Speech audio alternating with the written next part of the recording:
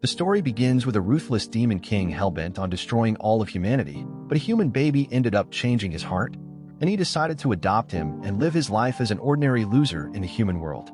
The story starts in a remote village on the continent where young Alicia lives with her dad. She is full of excitement and curiosity about everything, and when she notices the map of the world has blurred out everything apart from Edia, she asks her dad about it, who decides to drop the lore of their world on her. The continent of Edia is home to 5 humanoid races, including regular humans, ogres, the sea people called Slatin, a race of barbarians called Benti, and the elves with dog-like noses called Haydn. Out of these 5 races, the Haydn people are known for their forging and smithing skills, and only their royal family knows the secrets of turning a rare mineral called aeronite into weapons. The 5 species live together mostly in peace, but their world is limited just to the continent of Edia, because beyond that is an unexplored place full of magic beasts and their kings who block the way of humans. He says that the 4 demon lords guarding each direction are incredibly strong, and they have wiped out all the expedition parties sent to their territories. Alicia is disappointed to hear that they will have to live on Edia forever, but her dad tells her that according to a legend, one day a hero among heroes will use a secret weapon given to him by the king of Haydn to slay the 4 demon lords and open up the world for humans. He tells her that the demon lords are strong enough to tear down mountains, and the only way humans can fight against them is by using the special weapons that only the king of Haydn has. Alicia gets excited upon hearing this and says that she will become a hero, get the special weapons, defeat the demon lords, and make the world a much wider place. Fast forward many years, Alicia walked the talk, and now she is one of the 13 heroes selected by the king of Haydn. She travels in a carriage with 6 other heroes, thinking that it is finally the time for her to fulfill her promise to her dad. The guys in the carriage start chatting about how special it is to see so many powerful people in one place, and one of them remarks that it is even rarer to see a female hero. He asks Alicia where she is from, but she doesn't give him an answer. Just then, another hero named Stefan steps in, telling everyone to be ready because they are about to step into enemy territory. While the other guys are irritated because Stefan is acting as their leader, they can't argue because he is the strongest one of them. Stefan then casually winks at Alicia because he did that just to save her from the awkward small talk, but she is not really interested in him either. Just then, the carriage abruptly stops, and the driver tells the heroes that the road ahead is not suitable for driving. Stefan says that he was expecting this, and they will have to travel on foot from here on. Suddenly, a magic beast comes there and swoops the driver away, forcing everyone into action. There are more magic beasts around, and they take away the second driver and begin snacking on the horses. The heroes come out of their carriages and Stefan directs them to take position so that they can head to the summit and face the demon lord without any casualties. The heroes use their special weapons and the abilities they give them to fight off the magic beasts, but the Lord of the South, Clenitus, watches them from afar. The heroes keep fighting the monsters one by one, and then head to the Luna Mountain where the demon king, Clen, lives. They spot the demon king on the top of the mountain, and then it suddenly travels to their location in the form of a lightning bolt. The heroes are struck to see the majestic monster that is radiating a strange golden aura. They can tell that Clen is incredibly strong, but Stefan takes this moment to farm aura and declares that the 13 heroes will defeat it with the power of the weapons from the Haydn Kingdom. He commands everyone to charge ahead, but then suddenly he gets hit by something so fast that no one has even the time to react. Stefan hits a rock behind him and is left a broken mess while the demon lord lets his blood drip from his tail. The heroes freak out upon seeing this, and one guy rushes in to get revenge. Alicia tries to warn him because her instincts tell her something is wrong, but no one is going to listen to a woman. The hammer guy leaps at Clen, but he gets hit by his tail that tears off his head in an instant. The other heroes start panicking and think of retreating, but they don't know that Clen can control shadows, and he sends his tails through the shadows of the heroes to stab them from behind. Alicia is the only one who notices this, and she immediately notifies everyone, telling them to keep jumping so that they are far away from their shadows. No one is fast enough to keep up with her instructions, but while others are getting decimated, Alicia dodges Clen's attacks and dashes towards him. Clen is impressed by her presence of mind, but as opposed to her, the guys are a hopeless cause. They try to fight against the demon lord directly, only to get one shot by his tails, and Clen is curious about why they are here. He has only viewed humans as insects in his long life, and the last time he saw them was 1,000 years ago. He wonders how and why creatures as weak as them are here while continuing to massacre them until only Alicia is left. She dodges all of the demon lord's attacks and then flies towards him, hitting him with her full strength only to scratch his horn. Clen is irritated by this, and he sends a powerful gust of wind that chops down Alicia and her dreams. The Demon Lord, however, is not satisfied with this, and he decides to pay the humans a visit to learn why they are targeting his land. He goes to Hydrat, the capital city of the Hidden Kingdom, where blacksmiths are working tirelessly to forge weapons. As soon as Klen lands on a watchtower, everyone freaks out and runs away to safety. Klen recalls that the heroes talked about the King of Hidden giving them the special weapons, and he realizes that he should have a chat with the guy as a fellow king. In the meantime, the soldiers guarding the city arrive there to fight against him, but he doesn't even pay them any attention. He just thinks that he will kill everyone in his way until he reaches the king, because that is exactly what the heroes did in his territory. The soldiers start shooting at him, but they are not even worth his time, so Klen simply ignores them and starts running on rooftops, heading in the direction of the royal palace. The royal guards also get ready to face him and bring out their big weapons, but their attacks are too slow and too weak to do anything against him. He simply tears down the castle walls, and a messenger runs to the king to inform him about the situation. Judging by the tremors and the loud sounds, the king had already guessed that the heroes had failed and the Demon Lord was here. He says that the strength of the weapons he gave to the heroes might not have been up to the mark, and he failed to make the legend come true in his age. His soldiers tell him to flee to safety, but the king refuses because he knows that there is no running away from the Demon Lord. He decides to use his remaining time to seal the forge deep within the palace, because if that is destroyed, they will lose their means to ever fight back against the magic beasts. Meanwhile, the royal guards bring out special weapons that use the same red metal aeronite as the heroes' weapons, and Klen realizes that this is the only thing that poses any real threat to him. He remembers that Alicia's attack scratched his horn, and he begins thinking that even insects can be dangerous with proper weapons. He immediately destroys the weapons and then decides to destroy the forge as well, because he doesn't want humans to grow any stronger. Back in the palace, the king opens the door to the forge, but just as he is about to enter it, the rumbling grows louder and closer. The king closes the door, choosing to stay outside the forge instead, and just then, the roof is torn apart by Klen, who tells the king that he was searching for him.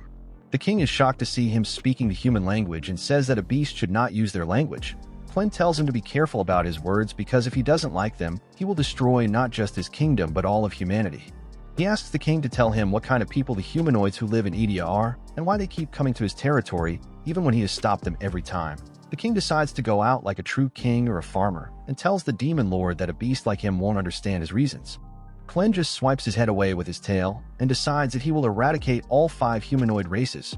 As he walks back while planning to raise an army, he hears the sound of a crying baby. He decides to ignore the baby, but then the woman who got crushed under the rubble trying to protect the baby asks him to stop. She asks him to save the child, and Klen is dumbfounded because no one in their right mind would ask him to save someone. He simply tells the woman that he is planning to destroy all of humanity, and she should blame the fact that she was born as a human for her death. The woman tells him that children can't choose when and where they are born, and he should not let the kid die just because the adults try to harm him. Her words force Klen to turn around, and he asks her to prove that the child is worth saving. She tells him that she can't do it because she is going to die, but when the child grows up, he will prove his worth himself.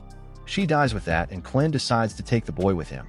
After all, he is not really convinced by what the woman told him, but for him, a human's lifespan is too short, and he could use this chance to observe one up close. Back at the Luna Mountain, the magic beasts try to eat the boy, but Klen scares them away. He's already getting irritated by the baby's constant crying, and he uses a bit of his power to restore the baby's strength, but he knows that it won't be enough. He doesn't know the first thing about humans and throws the baby into a pile of poop-eating bugs when he soils himself. The baby starts crying even harder at this, and Klen feels like he made the worst mistake of his life in bringing him here. However, as the king of magic beasts, he can't go back on his decisions just because he is inconvenienced. He plans to watch over the kid and then decide if the humanoids are worth saving, and the most important thing for the baby to grow up well as a mother. Soon, Alicia wakes up from a nightmare about her father being killed by a menacing knight, and she is not even sure where she is right now. As soon as she hears Klen's voice, she turns around and tries to draw her sword, but he tells her that he threw the sword as well as her companions to the bottom of the valley. He says that she was the only one useful among them, so he revived her body using his dark mana. Alicia can't understand what he means by that. Suddenly, she notices that her leg that was torn off is attached to her body again, and she realizes that she died, and now she is just a zombie running on the Demon King's magic. She is utterly confused by that, but then Klen tells her to get to work and show him her mommy milkers. Alicia freaks out because she didn't expect even the Demon Lord to be like that, but he tells her to stop stalling because the baby is hungry. When she doesn't obey, Klen uses his power to control her body against her will, and he makes Alicia strip, only to find that she can't produce milk because she is a virgin. Alicia lashes out at Clem for not knowing even this, but he calls her useless instead. She is flustered by this and demands he kill her rather than humiliating her like this. But Clem pins her to the ground, telling her that as long as his power flows through her body, she can't be killed. The baby suddenly starts crying, and Clem says that he can't do anything about its hunger, even with his power. Alicia asks him why the hell he has a human baby with him, and he tells her that he wants to see the child grow up and judge humanity based on him. He tells Alicia that she is going to give all the information he needs about raising a kid, and the first thing he asks her is how to feed the baby. Alicia can't go against his command and says that he needs to find a wet nurse to feed the baby, and most people hire one using money. Clem doesn't get the concept of money, so Alicia tells him he can hire anyone in exchange for the aeronite that is scattered around his mountain because it is incredibly rare in human regions. Clem decides to go and hire a wet nurse immediately, but Alicia stops him asking if he is stupid or something. She tells him that people will freak out the moment they see him and he can forget about hiring a nurse. She tells him to give the baby to her because she can find a wet nurse for him, but in reality, she plans to save the baby from the Demon King. However, Clem refuses to let the child leave his sight. And to solve the problem of his appearance, he uses his immense mana and transforms into a human-like form. Alicia freaks out upon seeing this. Clem tells her that he took the form of the human protecting the child using his power to control the shadows. She tells him to do something about his tails as well, and Clem sends them inside his shadow. But he doesn't hide the horn. He then decides to name the child Luna after the mountain that is his home and tells Alicia to lead him to a wet nurse. On the way, they stop at the campsite where Alicia and the other heroes stayed because there is a river nearby. He tells Alicia to wash Luna carefully and keeps nagging about the details. She is annoyed but also surprised that even a demon lord can have OCD. Once she is done washing the baby, Clem tells Alicia to wash herself because she is covered in blood and dirt, which is not a good thing for the baby. He also gives her the cloth that Luna was wrapped in, and once Alicia washes the stain off it, she finds the crest of the Haydn royal family. She freaks out upon realizing that Luna is actually from the Haydn royal family, but she is unaware how Clem got him.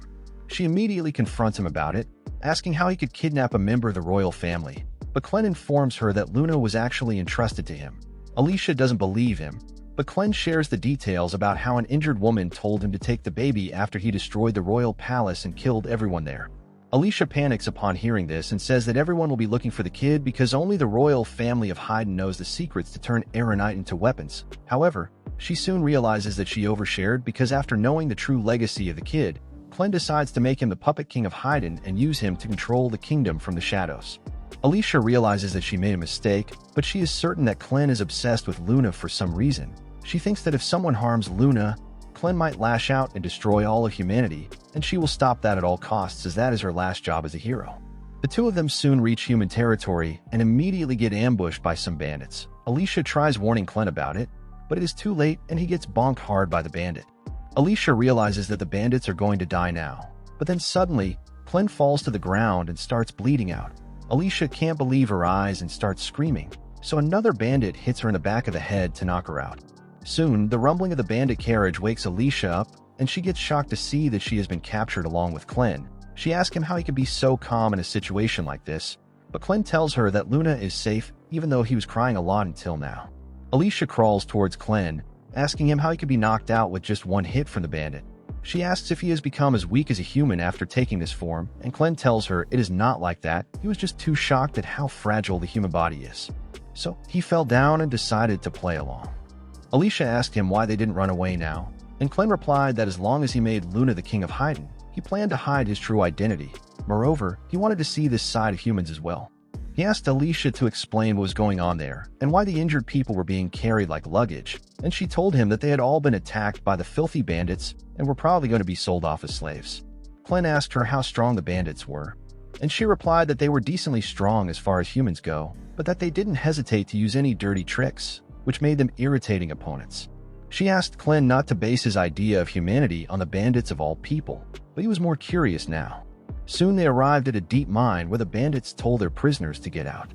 They sorted the men and women separately, and as one guy tried to make a run for it, a bandit sent him to the afterlife by throwing a dagger at his back. The bald bandit then declared that they were the Ravens and that anyone who tried to flee or disobey them would be killed. He then told everyone to keep moving but asked Alicia to come with him because he had some plans for her. Clem just watched her being taken away when a blonde, bratty woman called him towards her cabin. She was not pleased to see that he had brought a kid and called out another slave, Nell, who was even uglier than your sister. The useless woman tripped over thin air, dropping all the bedsheets she was carrying, and the blonde girl, Carmel, scolded her. She then told Nell that one of their new slaves had a child and that it was her duty to look after kids. As soon as Nell saw Luna, her eyes lit up. On the other hand, the bald bandit took Alicia to the office of another bandit named Vrock, who was the temporary boss of the bandits. The bandits, however, refused to acknowledge him as their boss, and he threatened to let his pet dark beast loose on them if they didn't obey him. The men were scared because they were facing a troll who for some reason obeyed Vrock and communicated well with him. Vrock then turned to the bag of Aeronite and Alicia, saying that he heard she got it from the Luna Mountain, which was the stronghold of the Dark Lord Clevitus. He knew about the 13 heroes that departed from Haydn to fight Clevitus, and he also knew that one of them was a woman. Alicia tried to avoid his gaze, but Vrock was already sure that she was the female hero because she was awfully calm in a situation like that and had not yet pissed herself in front of his pet troll. Vrock then told her that after the heroes failed in their mission, Clevitus attacked the royal capital of Haydn and destroyed the castle. He said that it was the best news for their bandit crew, and then unsheathed his knife that had a red edge. Alicia was shocked to see this because only special weapons made from Argonite had red edges, and only Haydn royals could create them. Vrock told her that he had heard all about the legendary weapons with special abilities that made their wielders stronger, but the one he had was not a real one. Alicia was surprised to hear that, and he told her that he didn't just sell slaves but also fake magical weapons, and most people were too stupid to know the difference. Vrock then began explaining the law of supply and demand to Alicia, saying that if the rumors about the Haydn royal family dying were true, it meant those magical weapons couldn't be created anymore, which increased the value of the already created weapons by a huge amount. The most valuable weapons would be the ones that the heroes carried, but since the heroes died deep in the uncharted territory, they couldn't get them. However, now that they had a living hero with them, Vrock was sure that they could find the weapons and sell them for a high price. He asked Alicia to tell him where they were, but she refused to open her mouth, and he decided to let her stay silent for now because he would take her to the Luna Mountain tomorrow to find the weapons. The other bandits said that they could use her to look for their other goal, but Vrock told them that she was too precious to risk her life and that the other slaves were enough for that. He then told the bandits to have fun with Alicia if they wanted, and they started thinking of calling him boss after all. On the other hand, Clem was working in a restaurant run by the blonde Carmel, whose only customers were the bandits whom she served in more ways than one, and Nell's duty was to breastfeed Luna because the radius of her milkers was larger than her ick. The bandits kept ordering her around and kicking her for being slow, and timid Nell just took it all without complaining. Meanwhile, Clem worked as a waiter, giving food to anyone who called for him, and Carmel thought that it would be a shame to sell a good worker like him. However, she was also creeped out by him because he had a strange intensity about him. Just then, a guy tripped Nell while she was carrying some rum bottles, causing the bottles to fall and break. He accused her of being clumsy and breaking the bottles and dragged her outside along with his friend, saying that she needed to be punished again. Clem just watched this happen curiously as some bandits laughed at the taste of the weirdos who took Nell outside. The sick perverts spanked Nell till she was crying and then told her not to spill booze again, and she wiped her tears because she needed to hurry and take care of the baby.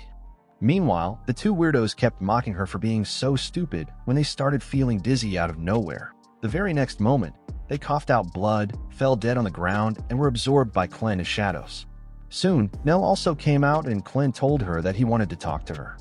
As she breastfed Luna, Clem asked Nell to tell him how exactly she was related to the bandits. She began telling him that she was born in the bandit crew and never knew anything about her dad. She had a mom, though, whom the bandits often hurt and punished. Nell could not understand what was happening because she was born dumb, but once she turned 12, her mother disappeared. Nell didn't know if her mother died or ran away, but then one day a bandit came to her and stared at her for no reason. It was then that she realized that her mother had been protecting her. They began treating her like cattle, but when Carmel opened her restaurant and brothel, things became a little better. She taught Nell how to handle men so that they got satisfied quickly and left her alone, and even though it wasn't much, it helped her. Nell said that now she produced a lot of milk to feed babies, and Clem recalled that only women who had given birth could produce milk. He asked her where her baby was, and Nell got gloomy, saying that it had been born dead. She said that she blamed herself and wanted to meet her baby on the other side, but when she woke up, she found a baby she didn't know drinking her milk to survive. That sight warmed her heart and she decided to live a little longer. She told Glenn that she had had 2 more stillborn kids after that, but she stayed there because there were other children who always needed her. She said that she just wanted these kids to be happy because she could never see her own, and Glenn told her that he had heard enough. He thanked her for revealing her story and then asked her to come with him. Nell was confused by what he meant, and Glenn told her to become Luna's wet nurse. He said that he didn't trust humans, but that he thought he could trust her, and more than that, Luna seemed to like her. He again asked her if she would come with him or stay there and be a slave to the filthy bandits. Nell sincerely thanked him for the offer, but said that he couldn't help her because he himself was a slave and that she would have to care for more babies in the future. On the other hand, Alicia was being taken to a room by 2 bandits who told her to move fast. They warned her not to even think about jumping off the bridge because she would hit the walls and die before reaching the water. Just then, she saw a guy with a rope tied around him getting ready to jump into the lake, and the bandits mocked him for being hopelessly stupid. Alicia was curious about this, and luckily the bandits liked to talk. They told her that she must have heard the stories of the Hero Cord War, and everything suddenly became clear to her. She had heard that Hero Cord War visited an Arcanite mine before his death and lost his weapon there. Just then, the man at the bottom took a hook and jumped into the lake, asking the bandits to keep their promise and free him and his wife if he succeeded in finding the weapon. Alicia yelled at him to stop because he was not going to find the weapon, and more importantly, there were dark beasts in the water. However, her warning was too late as the monstrous fish ate the poor man in front of his wife. The bandits laughed at him, and Alicia realized that they never planned to let him free, even if he had succeeded. They told her that nothing she said mattered because a whole bunch of bandits was ready to play with her tonight, starting with a crazy knife freak who jumped on the bridge, saying that he would rip off her clothes there for everyone to see. And Alicia decided to use the curse of immortality Glenn had placed on her to good use. She dislocated her joints to get out of her handcuffs and then crushed the freak's neck with them. She then used his knife to cut the bridge's rope, causing both of them to fall to their death, and she just hoped that Glenn was not lying about her being immortal. The bandits panicked as they saw Alicia's squashed body at the bottom of the mine because they knew that Vrock was going to make an example out of them if he found out that his ticket to wealth died on their watch. They decided to head to the bottom first and check to see if there was any chance of the girl being alive, and at the same time, Alicia returned to her senses. She looked around and found blood scattered everywhere, but she couldn't see anything more than that. She found herself unable to move her body, and there was no sensation below her neck. She was not even glad that she was at least alive because she would have preferred death to being a vegetable. She tried to force her body to move before the bandits arrived, and suddenly her blood started moving up in the air, taking the shape of a mini Glenn who told her that she had lost too much blood to do anything. Alicia was shocked to see him and asked why the hell he looked like a puppy. Glenn replied that his size and form depended on the amount of magic power, and that his current size reflected the amount of magic he had put inside her body to keep her alive. He explained that if she lost all this energy, she would die. But as long as he thought she was valuable, he would keep pumping more magic into her so that she could live. Alicia asked him why he wasn't giving her some magic and restoring her body, and then wondered if he had decided that she was worthless. However, Glenn said that he just wanted to ask her a question before anything. He told Alicia that he had found the perfect wet nurse for Luna and told her about Nell. Despite being a demon lord who hated humanity, Glenn felt that Nell was treated really badly and that she would gladly jump on the offer to work for him. He was confused about why she had refused the offer without even considering it and asked Alicia to give him some input as a human. Alicia told him that Nell must have turned him down because she thought he was a kid and a slave who had no real power. The bandits didn't let anyone leave once they captured them, and Nell didn't think she could ever get away from them. Glenn now understood Nell's reasoning, and he asked Alicia what he should do in that case. She immediately suggested that the easiest way to solve his problems was to crush the bandits, because once Nell saw that no one was going to come after her, she would agree to his deal. She pushed Glenn to do it quickly, saying that he should have no problem because he was way too overpowered. However, Glenn refused to act so violently because he didn't want to reveal that he had left the mountain. He wanted to keep his identity a secret, but he still wanted the bandits to be gone. So he suddenly had an idea and told Alicia to defeat them on his behalf. Alicia was shocked to hear that, but Glenn thought that since she was the hero, no one would be surprised if she destroyed a bandit group or 2. Alicia tried telling him that it was not how things worked, but Glenn didn't listen to her and shoved all the blood into her throat along with some of his magic.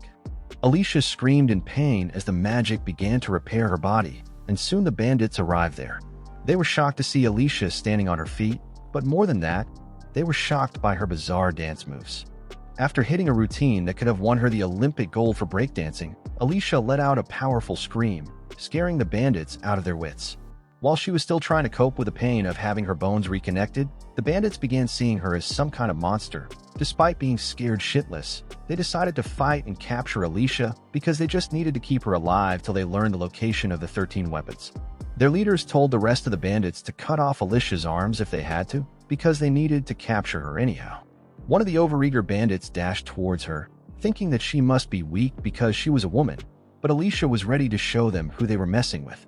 She stayed still as the bandit attacked her left hand, taking the hit from his sword on purpose. His sword got stuck in her arm, and then Alicia punched him away. The bandit's eye patch also flew away, and she decided to steal it along with his sword.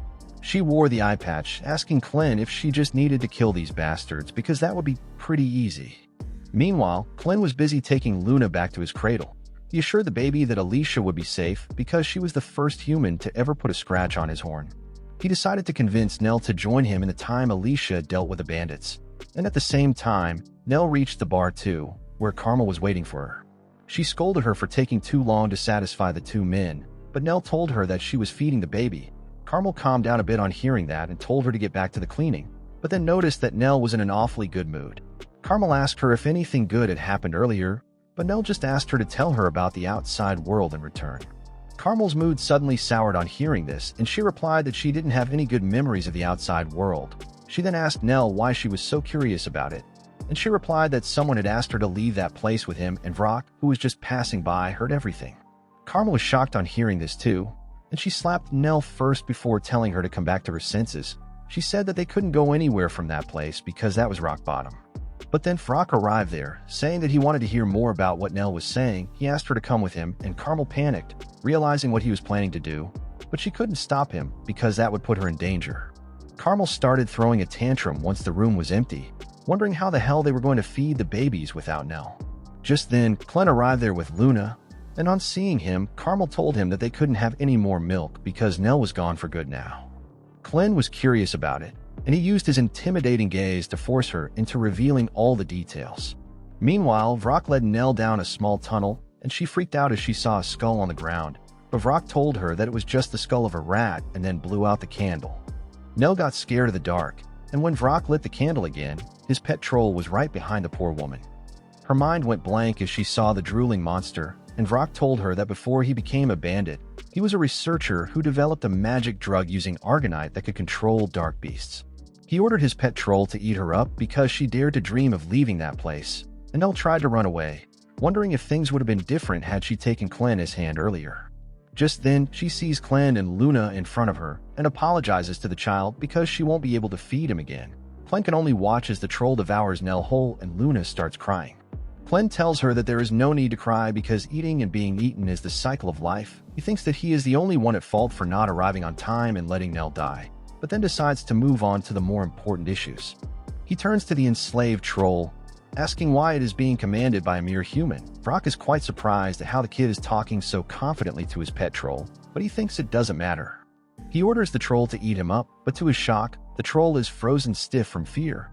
It suddenly starts stomping on the ground and pukes the injured Nell out because of its panic attack, and Clen realizes that the woman is barely alive. He immediately uses his powers to neutralize the troll's stomach acid, and then places Luna next to Nell. He tells Luna to comfort the dying Nell, because only a baby can do that. Luna doesn't even seem to understand what he means, but Clen sends him away to a safe place. Meanwhile, Vrock is trying to learn what is wrong with the troll and how it could be afraid of a mere boy. When he turns around, he is shocked to see Nell missing, but Clen is still there staring intently at him. Vrock accuses him of being a magic user, but Clen doesn't even know what he is talking about. Vrock declares that no young magician can defeat a veteran like him because it was his generation that laid down the foundation of magic. He decides to show Clen his real abilities and pulls out a test tube containing a red powder. He says that he created this powder using aronite, various medicinal herbs, and powder of fly maggots that allows him to control female trolls at will. He puts a bit of the powder in the lantern, creating a thick red smoke that immediately wipes out the troll's fear and forces it to attack Clen, who also feels taken aback by the strange smoke. He tries to fight back, but the troll is faster and stronger than his human body. It punches him to the ground, and as Clen bounces back up, he curses Alicia for not telling him about the technology called magic the humans use. Meanwhile, Alicia is fighting against the bandits, but she is exhausted because they don't stop coming after her. One of the bandits attacks her with his huge hammer, shattering her sword and breaking her bones, but Alicia gets up again. She realizes that she needs a better weapon to fight against the bandits, and the only weapon suitable for that job is the lost sword of the legendary hero. Alicia runs towards the lake to get the sword, but she realizes that she will be instantly eaten by the monstrous fish.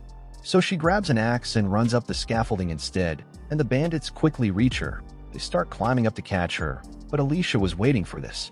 She throws the axe at the rope holding the scaffolding in place, and the entire structure collapses. The bandits fall into the lake and get quickly devoured by the monsters, but Alicia hides in a barrel, quietly sinking to the bottom of the lake where the legendary sword lies.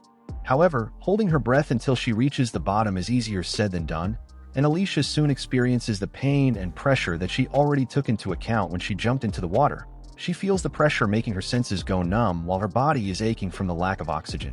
She knows that she won't die even if she suffocates here, but it takes a lot of effort to stop her body from reacting instinctively and trying to reach the surface. After a few minutes, she finally hits the ground and rolls out of the barrel. She spots the red gleam of the magic sword from a distance and immediately swims towards it despite her body feeling too heavy to move. Alicia knows that if she gets the sword, she will become much more powerful and escaping to the surface will be easy. But just as she is about to grab it, a giant red eye appears in front of her. Only then does Alicia realize that she is not at the bottom of the lake, but on top of a gigantic monster that has noticed her. The monster rises up, sending her away with the resulting water flow, and Alicia realizes that this beast was the reason the legendary hero lost here. However, she quickly returns her focus to the sword and tries grabbing it, but then the giant monster opens its mouth to suck her in. Alicia can't resist the pull, but luckily she grabs the sword just as the monster swallows her. Her arm gets stuck in between the monster's jaw, but then through the power of flashback scenes, she unleashes her full strength, breaking the monster's jaw. After getting freed, she stares at the monster's eye while she brings out the power of the magic sword. She then quickly swings the sword and uses its ability to manipulate water to propel herself ahead at great speed. The giant monster gives chase, and Alicia still finds it hard to believe that something bigger than that exists. She thinks that it must be one of the ancient ones, which are dark beasts that have lived for thousands of years.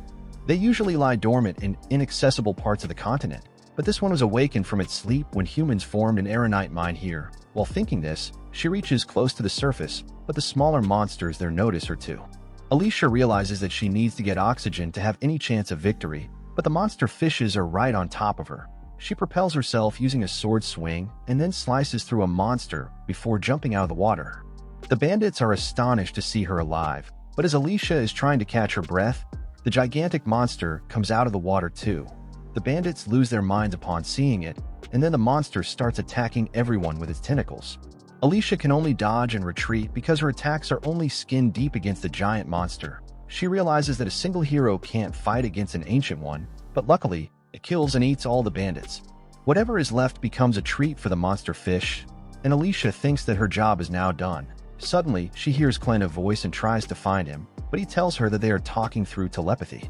He tells her that he can't see it clearly, but judging from the blood all around the place, he is sure that she has finished her job. Alicia starts yelling at him because he should have helped her if he saw how much she was struggling. But Clint tells her that he has his own issues to deal with right now. Alicia can't understand what could bother a demon lord, and Clint tells her that he is dealing with a technique he has never seen before, and his human body is weaker than he thought. He says that she hid the existence of magic from him, and once she returns, he will properly punish her. However, he has already defeated the brainwashed troll and is just aura farming right now. Meanwhile, Vrock is running for his life, thinking that Clint is a really amazing magician who defeated his pet troll in one hit. Suddenly, he stumbles on Nell's dead body with Luna crying next to it, and seeing the child gives him an idea to win even in this desperate situation. On the other hand, Alicia comes running to Clint after getting his orders and immediately notices the weird smoke in the air. Clint also notices the sword that she has now concealed with a cloth, and she tells him that she is not going to throw it away because she risked her life to get it. Clint doesn't care that much about the sword because he is bothered by the crimson smoke. He tells Alicia that it doesn't seem to affect normal animals and humans, but it really shakes up his senses as a demon lord. He can't smell anything and his ears are ringing, and he doesn't like this feeling. He says that he can blow it all up if he transforms into his real form, but he can't risk doing that without knowing where Luna is. Alicia panics upon learning that Luna is not with Clint, but he tells her that she shouldn't be far off. He then asks her about magic, and Alicia says that only some people do it by bringing out the hidden power inside Aeronite. She says that she can't use magic even though she knows a bit about it, and Clem calls her useless. Alicia takes offense at this and starts cursing him, but Clem decides to search for Luna and Nell, thinking that there is a chance that they are dead. A chill runs down Alicia's spine as she hears that, and she asks Clem what he will do if Luna is dead. He coldly replies that he will lose any interest he has in humanity, and Alicia realizes that it will be the worst possible outcome. She decides to find Luna as soon as possible to save humanity from Clem, and soon she finds a blood trail. She asks Clem if Nell was bleeding, and he affirms. Alicia says that either she is crawling or someone is dragging her, but she won't be able to go that far in either case, so they should hurry.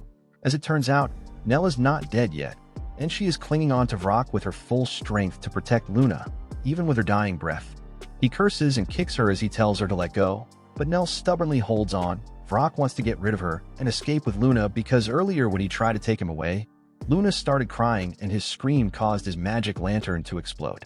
Vrock realized that Luna had a strong talent for magic, and he was a pure-blooded Haydn, which means that he can be from the royal family. He decides to cut Nell's wrist to get rid of her, but just then Alicia arrives there, telling him to stop. Vrock freaks out and asks what happened to his men that were with her, and Clem answers his question, saying that they became food for the dark beasts. Vrock panics even more, but he threatens Alicia and Clem to stay away, or he will cut off Luna's fingers. Clem dares him to go ahead because he can just heal the injuries with his powers, but Alicia tells him that he can't undo the hurt that the child will face. She asks him to let her handle the negotiations on her own, and then reveals that she has the magic weapon of the legendary hero. Vrock can't believe his eyes when he sees the weapon, but then Alicia flings it at the wall behind him, telling him to go and take it. She says that he needs to use both hands to remove the sword, but if he leaves Luna on the ground, she will let him take it with him. However, Vrock just starts chuckling at this because he believes that no hero will let go of a magic weapon for just a baby. He's now sure that Luna has royal blood in his veins, and that makes him reconsider his strategy. He tells Alicia to reveal the location of the 13 weapons that belong to her and her companions if she wants the baby, and Clem tells her to reveal the location because they are just weapons. Alicia tells him that the weapons are at the bottom of the valley under the Luna Mountains, but he has to go there himself to get them. Vrock laughs, saying that he can totally get those weapons by himself because he knows more than one kind of magic. He suddenly releases a black powder in the air and then gently hits Luna, making him cry to instinctively activate his magic powers. Thanks to Luna's powers, the black powder triggers Vrock's invisibility spell, making him vanish without a trace. He begins walking away, confident that Alicia and Clem can't see him at all. But then suddenly, Alicia pops up in front of him and slices him in half. Vrock can't understand how she found him, and she tells him that even when he turned invisible and reduced the voice coming from himself, she could hear Luna crying. In the meantime, Clem takes Luna back and dusts the invisibility powder off his body. Alicia decides to let Vrock's dead body stay invisible, and then realizes that Luna survived only because Nell protected him so desperately. She asks Clem if he can't save her, and he replies that he can only control one zombie puppet at a time, and Nell has lost too much of her body to regenerate with his power. He says that they need to get those parts from somewhere else, but it will be easier if they let her die. Alicia snaps upon hearing that, asking how he can leave the woman who saved his kid to die. She says that if she was a mother, she would definitely trust her child with someone like her, and Clem decides to save Nell upon hearing her arguments. However, he tells Alicia that she will have to die while he saves her because he needs all the mana he has put into her body. Alicia tells him that she doesn't care about dying for the sake of others because she is a hero, and Clem immediately ends her life. Soon after that, Nell wakes up surprised that she is still alive, but what is even more shocking is that her body has been completely remodeled by Clem while he was healing her. Nell asks him if he saved her and he affirms, saying that she should thank the hero for that. He says that it took quite some time to heal Nell and Alicia's body started rotting in the meantime, but now that he has put his mana back inside her, she will wake up any moment. A few seconds later, Alicia wakes up with a start and the first thing she looks for is her sword. Clem tells Nell that she has been reborn and now her name is Nelu. He hands Luna to her, saying that from now on she will come with him, and Nell is more than happy to accept his offer this time. The next day, Clem decides to confiscate Alicia's magic sword, telling her that it draws too much attention. His shadow swallows the sword, and Alicia is devastated by this, but he tells her that he will give it to her when it is needed, so she should be grateful that he isn't just throwing it away. Just then, Nell comes there telling Clem that he uses some very strange spells. He asks her if she has packed everything they need for their journey, and she happily shows him that she got everything, and even some new clothes for Luna. Alicia is surprised by this and asks Nell if the luggage isn't too much for her. but the girl replies that it is actually quite light. Alicia begins wondering if Clint substituted her body parts with those of the bandits to give her extra strength. Suddenly, Nell says that she can carry her sword and armor too if she wants, but Alicia tells her that she no longer has her sword. Nell remembers that Carmel once told her about how Vrock kept a lot of good stuff in his desk, and Alicia immediately begs Clint to let her have one sword. He agrees to that because she is pretty useless without a weapon, and Alicia immediately runs to the bandit's office. In the meantime, Clint and Nell head to the gate and he asks her if she feels nostalgic leaving this place. Nell replies that she doesn't have any good memories of this place, but this is where she lived with her mom and seeing it empty makes her feel a bit sad. She says that Carmel is the only person she wants to see before going away, but that would be too suspicious in her current appearance. Clint gets curious about Carmel when suddenly a guy leaps at him from the sky, saying that he found a guy who uses weird magic. Meanwhile, Alicia reaches Vrock's office and begins looking through his desk. She takes his money and then finds some kinky leather armor on his desk. She is disgusted thinking of all the stuff that the armor might have gone through, but it will still keep her safe in a battle, so she wears it before finding a good sword. However, just as she is about to return, Clint comes crashing through the wall next to her. Alicia freaks out upon seeing this and asks what is happening, but he can only curse the weakness of his current body for this. Just then, the attacker comes there and Alicia immediately realizes that he is quite strong. She gets ready to fight him, but the guy attacks her first. She dodges his kick completely, but still gets cut on her face, which makes her realize that he is not normal. The man also realizes that she is strong, so he keeps kicking her from midair, pushing her back. That is not enough to defeat Alicia, so he puts some distance between them before using a powerful sonic attack that sends her flying through the roof. The man comes outside to finish her, but warns her that he only cares about the magician. He promises to let her go if she stops right now, but this pisses off Alicia because she is a hero and no one should underestimate her. She decides to pull out her special move before asking Clint for the magic sword. She forcefully makes her mind go blank, putting all her intelligence points into attack instead. Her sword loses its shape and turns flexible, and the guy is not able to react in time as Alicia approaches him with great speed. However, right as she is about to slice his jaw open, one command from Clint stops her. She is still stuck in the brainless state, and Clint knocks her out of it with a light smack to her head. He then tells her that going brainless to attack this guy would have been her worst mistake because right before she would hit him, his kick would have torn her apart. Alicia realizes it only then, and then Clint says that they are not enemies and this man attacked them because of a misunderstanding. The guy also calms down a bit and tells Clint to clear the misunderstanding quickly if he wants to live. He still doesn't trust him at all and remarks that Nell smells like a mountain troll, and she says that it must be because she got swallowed by one. The attacker then explains that he got news about a magician who was controlling a mountain troll with magic, so he came here to deal with him. However, he found the mountain troll dead with its body parts missing and assumed that Clint was the magician who killed it because he couldn't control it. Clint now realizes what is going on, and he sends Nell and Luna to safety before anything else. Alicia asks if she should go to guard them, but Clint wants her to stay because the man in front of them is actually a dark beast in disguise. She is shocked to hear this, and Clint says that the illusion magic cast on him is so strong that even he can't see his true form, and the only one who can do that is the demon lord of the West, Zephyr. Alicia freaks out at this, and then Clint says that Zephyr and he don't get along that well. The man asks him how he knows all this, and Clint pretends to be a servant of the demon lord Clenitus because he doesn't want others to know about his real identity. The man believes him and says that despite the fact that their masters are not friends, they have the same goal. He then turns into a huge demon bird and introduces himself as Gart, a servant of the Western Demon Lord. He has heard that Clenitus recently destroyed a human kingdom, and that even Zephyr is planning to launch a massive attack on them. He asks Clint to show proof that he is a dark beast, and he whips out one of his tentacles. Gart is satisfied by that, and he turns back to his human form, saying that they have no reason to fight now. However, Alicia is having an internal panic attack because now Clint is not the only dark beast who can turn into humans and talk like them, and she fears that humanity is doomed if there are more of them. Clint tells her to stop overthinking because only a few high-level dark beasts can talk like humans, and they won't get involved with humans without a good reason. Gart says that is correct, and that is why he wants to know why Clint is with a hero who is a natural enemy of the demons. Clint tells him that Alicia might be a hero, but she is his servant right now, and she can't disobey his commands. He states that his mission is to learn about the humanoid species, and that Alicia as well as Luna and Nell are tools that will allow him to do so. He refuses to tell him any more details than that, and Gart is satisfied. but he makes it clear that if anyone gets in his way, he will kill them, even if they are Klen's servants.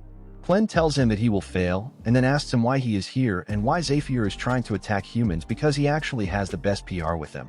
He enjoys observing humans and is even worshipped as a god by the ogres that live there, so he should not have any reason to turn hostile. Gart tells him that 3 days ago he was patrolling the western forest when he saw some dark beasts looking for their missing children. He spotted a vial of potion that only humans could have left behind there, and he immediately took it to Zephyr, telling her that recently a lot of dark beast younglings had gone missing, and it was probably humans who took them. Zephyr got angry at this, and she decided to send Gart to investigate the matter personally, because if the humans were really responsible for the kidnappings, they would have to be destroyed. Klen is surprised that Zephyr found this out before him, and he tells Gart that the problem might be even more serious than that. He says that he recently talked to a human woman, and by talking he means terrorizing Carmel until she gave him all the answers he wanted. She told him that the women here were not supposed to give birth, and if they ever did, scary men in black robes arrived to buy them. Talking about talent and stuff, it turns out Nell's kids were not stillborn and Carmel killed them, so that they wouldn't be sold and suffer a worse fate. She confessed to this when Klen asked her and told him she had to protect Nell from seeing the trauma of her child being taken away. However, Klen simply reminded her that Nell grew up here, which meant her mother hid her and protected her all the time, and that Carmel and others never even tried in the first place. As he finishes with the story, Klen tells Gart that the kidnapping of dark beasts and the shady deals there must both be connected, and he highly suspects that magic is the thing that connects them. Alicia lets out a disgusted expression on hearing this, and Klen asks her what she is thinking. She tells him that even though she doesn't know much about magic, she knows about wizards who use magic as a tool to fight, and currently, the strength of the wizards determines the result of wars. And the first person to bring them onto the battlefield was General Drell of the Bolade army, who is also the bastard who killed her dad. Klen is disappointed that Alicia came to kill him instead of the guy who killed her dad, and she tells him that it was her dad's last wish. At the same time, Drell is leading an enormous army and a giant dark beast to capture Haydn that is left without a king, and the ones standing in his way are the soldiers of the other human nation. However, they are at a real disadvantage because they don't have enough soldiers or wizards.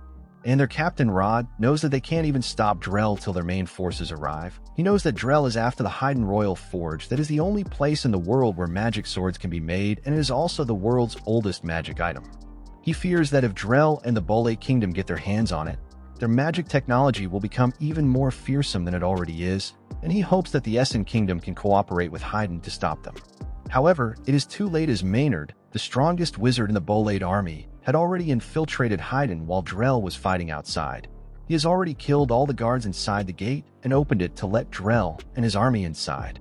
He tells him that he has confirmed the news of the king's death, and the crown princess is safe but out of their reach. However, the problem is that the 6-month-old prince has been missing ever since the capital city was destroyed, and that child is the only one with a guaranteed pure Haydn bloodline.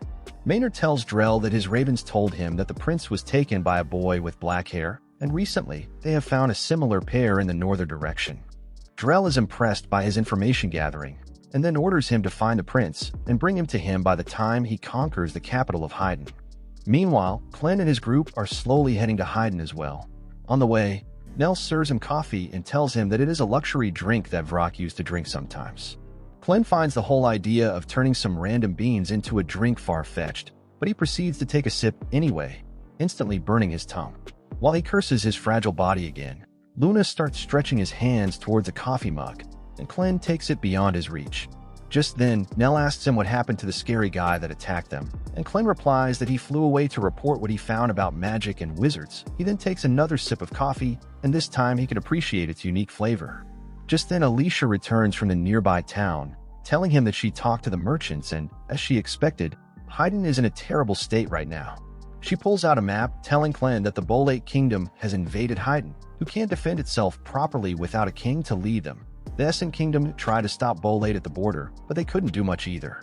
Klen is curious about why the Essen Kingdom would step in when it is not their fight, and Alicia explains that the two kingdoms have been at war for ages, and right now Essen is weaker than Bolade. That is why they don't want to lose the Haydn Forge to Bolade and let them become even stronger. Alicia says that even if Haydn still has the forge in functioning state, they don't have the knowledge to use it because of the royal family's gatekeeping. Moreover, Haydn doesn't even have any wizards who could study and operate the forge because the king of Haydn banned magic in his kingdom. Just then, Nell hands over a cup of coffee to Alicia, who is too surprised to receive it because she has never tasted it before. She thanks Nell, who then decides to take Luna away to feed her. Alicia suddenly starts praising Nell, talking about how caring and considerate she is. Clint asks her if she swings that way, and she spits out her coffee, telling him to shut up. She immediately gets back on the topic of Haydn and asks Clint what he plans to do about it. She reminds him that he wanted to make Luna the king, but if Bolate conquers Haydn, it won't be possible anymore. Moreover, the Bolate kingdom would surely try to capture Luna because of his royal blood that holds the secrets to refining Aeronite. Alicia says that General Drell, the leader of the Bolate army, is a ruthless man who will definitely command the entire army to search for Luna. She gets enraged as she tells Clem that her dad was a master swordsman who had retired to live a peaceful life in secret, but Drell went out of his way to find and kill him. She remembers the day Drell fought and killed her dad just to see how strong his magic had become.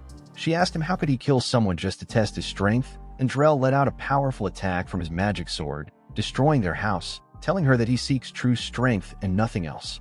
He walked away with that, and Alicia tried to attack him to get revenge, but her dad stopped her. He told her that Drell was a warmonger, and if she fought him, she would get caught up in a war, which was the furthest thing from the path of a hero. He asked her never to fight Drell, and instead devote her life to becoming the hero who will expand the world for humanity.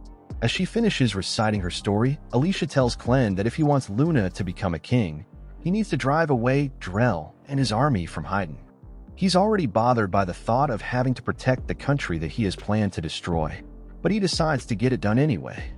Alicia decides to come with him, but Clem tells her to stay behind to protect Luna and Nell because he plans to face the Bolate army in his true form, and he doesn't want them to know he is associated with humans. He plans to use the kidnapping of dark beasts as an excuse to confront Drell and his wizards and see exactly how strong they are.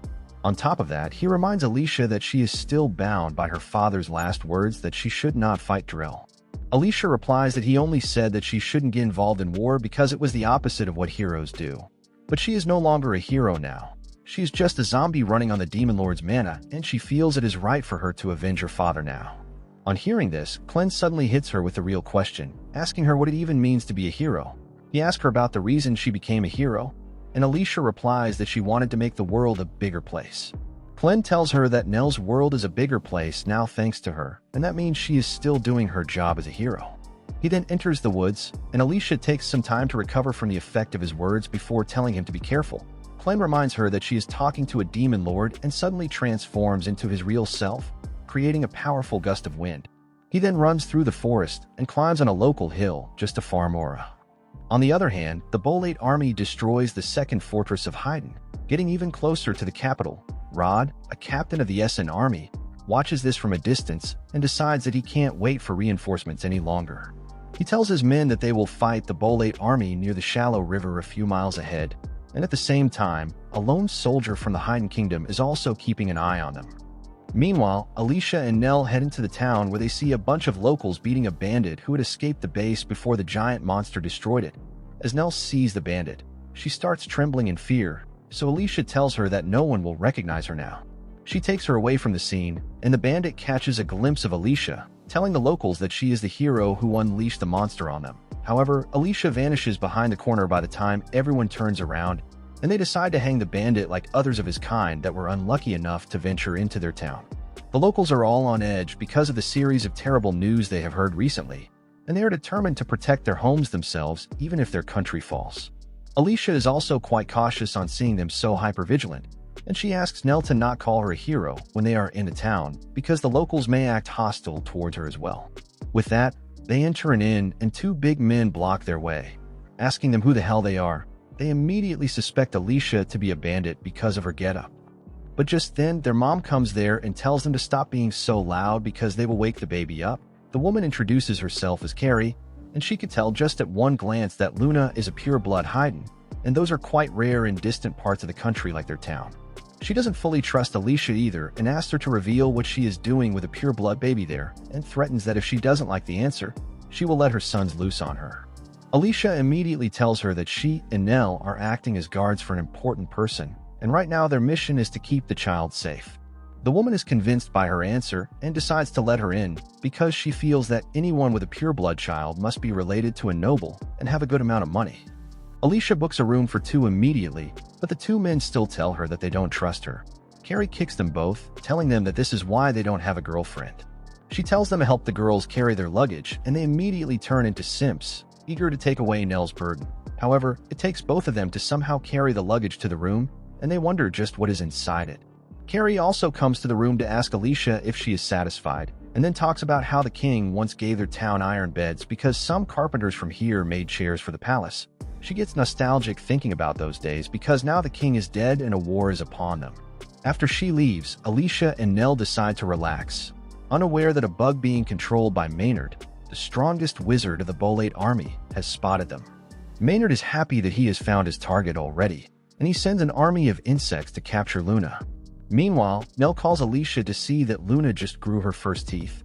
As they both are gushing over how adorable he looks, Carrie comes there to tell them that dinner is ready. Alicia decides to bring it to the room, and once she goes downstairs, she finds a huge crowd there talking about the current situation of their kingdom.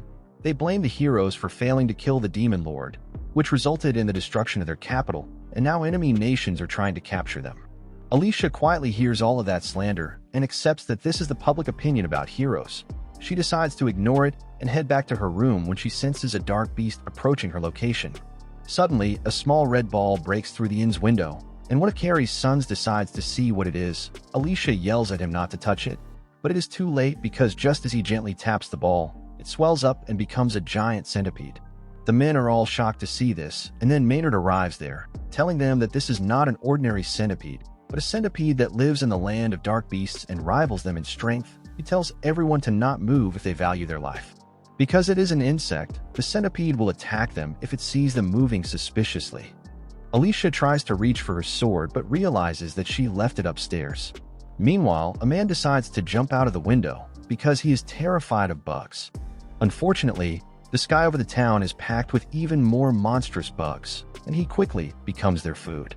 Maynard tells everyone in the inn that he has the entire town surrounded so that not even one of them can escape, but if they cooperate, he will not harm them. He then introduces himself as the highest-ranked wizard of the Bolate army, causing everyone to panic. He declares that he is here to confirm whether the pure-blood High-End baby here has royal blood in his veins, and Alicia wonders what to do now. Suddenly, she hears Nell screaming as she is under attack by another wizard working for Maynard, who pins her to the wall using magnetic powers to steal Luna. The wizard Nia tells Nell that her magic allows her to freely control iron, and she demonstrates by flying using her axe. She then lands in front of Luna and says that the magic apparently comes from a turtle dark beast in the east that has a magnetic shell. If weapons made of iron are used on it, they simply stick to its shell, and other weapons cannot hurt it because they cannot pierce its iron shell. After she is done sharing this random trivia with Nell, Nia takes out a colorful candy from her bag. Nell asks her what that thing is, and Nia replies that it is a harmless medicine that shows what kind of talent someone has. If someone is talented in magic, their eyes change color, but those who do not have that talent will just cough blood and die. She says that if the baby has a talent for magic, it is likely that he is from the royal family. Maya tries to feed the candy to Luna, who resists it, and Nell screams at the wizard to stop. Meanwhile, Alicia also rushes toward the room upon hearing Nell scream, but Maynard sends his giant centipede to attack her. He has no idea who Alicia is or why she is with a hidden baby, but he thinks that it is better if he finishes her off right here. Back in the room, Luna is still resisting Nia, while Nell tells her it is wrong to put a baby's life in danger. Nia tells her that she can do nothing because she would need to be stronger than 2 bolts to get free from the iron beds pinning her. However, neither she nor Nell knows that Glenn replaced Nell's missing body parts with those of a female troll, which is why she is much stronger than she looks. In her rage, Nell suddenly pushes the iron bed with her full strength, sending it toward Nia and breaking the wall behind her. The loud noise concerns Maynard, but just as he is about to check on the situation, he finds another surprising development before him. Alicia is still alive and is dominating the centipede by stepping on it, which for some reason gets me really excited. She crushes the centipede's skull under her foot and then kicks it away before running to Nell's rescue. Suddenly, Maynard recalls that he has seen Alicia before in the room. Alicia finds Nia unconscious, but Luna is completely safe. She then notices the huge hole in the wall and asks if the attacking wizard did it, but Nell replies that she pushed the beds with all her might and that broke the wall. Alicia is surprised by that, but she decides to skip over that part as escaping comes first. She tells Nell that they need to run away from this town because the attackers are after Luna. Nell says that it will be tough to run with their luggage, and Alicia decides to leave it all behind, taking just the sword with her.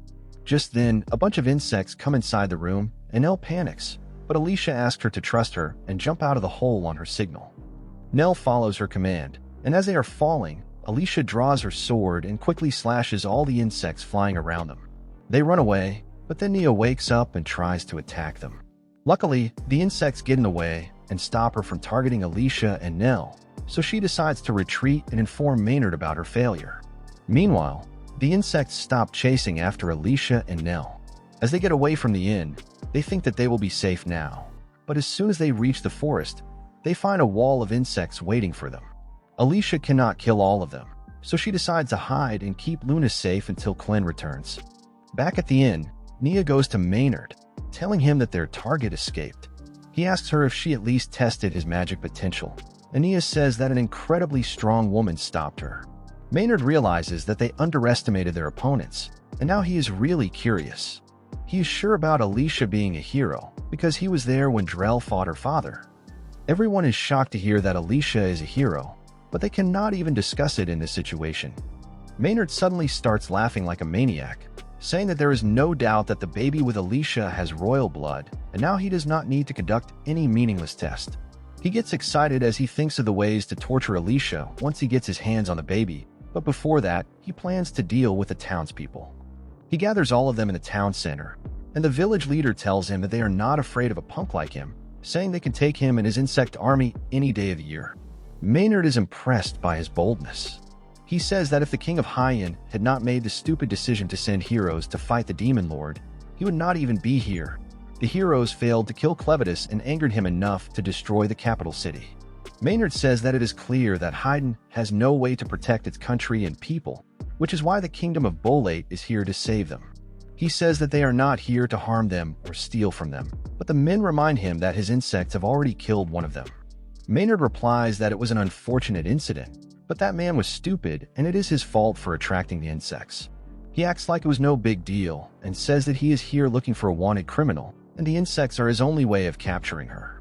He then reveals that the woman who came to this town is one of the 13 heroes who failed their mission and brought disaster to this country, and the opinion of the townspeople suddenly shifts. Maynard was planning for this to happen, and he asks them to join him on the mission to hunt down the hero. At the same time, on the battlefield near Yen, Drell and his army cross a shallow river. Drell suddenly orders everyone to stop as he senses an enemy nearby, and he tells them to come out before he goes to get them. In response to Drell flexing his power, Captain Rod of the Essen army jumps out with his magic spear. He hits the river with it, instantly freezing it, and the Bolate army find itself unable to move forward. Just then, the rest of the Lin army troops come out and charge toward them on Rod's command. They are wearing spikes that allow them to run on ice, but the Bolate army cannot even move. Even the giant dark beast they are commanding falls down and crushes their soldiers, and Rod is confident that with this advantage, he can stop Drell from getting closer to the capital. While the Lin army begins taking down the Bolate soldiers, Drell tells Rod that he is truly impressed by his strategy and courage. He knows that Rod is the descendant of a hero, and that the magic spear he wields was once used by the same hero to repel a horde of dark beasts that attacked his kingdom. However, he tells Rod that he is not strong enough to beat him. Despite this advantage, Rod tells him that they will find that out when they fight and then dashes toward Drell. Drell draws his sword and attacks him, but Rod is able to block the attack. He then sends an ice attack toward Drell's horse, freezing the poor animal and forcing Drell to dismount. Rod tries to beat him, but Drell manages to hold on despite the ground being too slippery. He calls Rod brilliant as a warrior and a strategist, but makes it clear that he still does not have what it takes to stop him. He pushes him back and unleashes the power of his magic sword, which erupts in flames. Drell then uses his special attack, unleashing a dragon claw out of nowhere to attack Rod, who cannot comprehend how his magic can create physical objects.